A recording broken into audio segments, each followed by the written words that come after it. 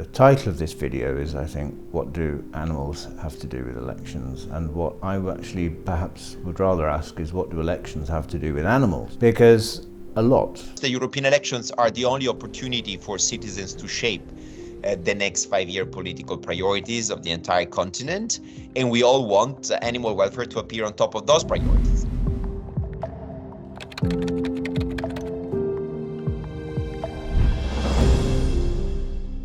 It's actually 50 years this year since the first animal welfare law at EU level, or back then as it was at community level, because we're going back to 1974 when the first law came in on the protection of animals in slaughterhouses. And subsequently we've seen a raft of incremental steps forward for animal welfare. We've seen new laws on live animal transport, we've seen laws on the protection of calves, we've seen banning of veal crates, we've seen protection of laying hens, but it's been a rather piecemeal approach, and it has been very, very slow. That's not to say progress hasn't been made, it has, but we've reached something of a legislative stalemate with regards to farm animals, at least.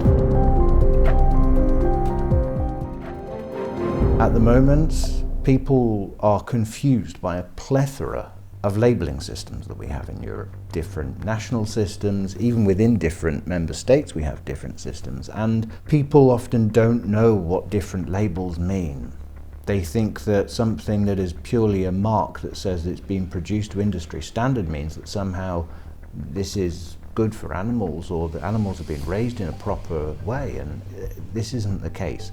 If we can harness the power of European law to provide a label that works across the EU, it doesn't matter where you are in whichever member state, that gives the consumer the confidence, in fact even more than that, the ability to reward good animal welfare practice by choosing the very highest systems under which animals have been reared. Consumers, everyday citizens can help to actually drive that higher animal welfare move that we want to see on farm. European elections represent a very unique opportunity for citizens, probably the only one. They have to shape the political priorities that define our continent, our life chances, our prospects as a community of states. These elections in 2024 might be particularly important because for the first time, there might be at least half of the votes gathered in those elections that might not necessarily support European integration. This has major implications for those who cares about climate change, for those who care about animal welfare from responsible agricultural practices, because basically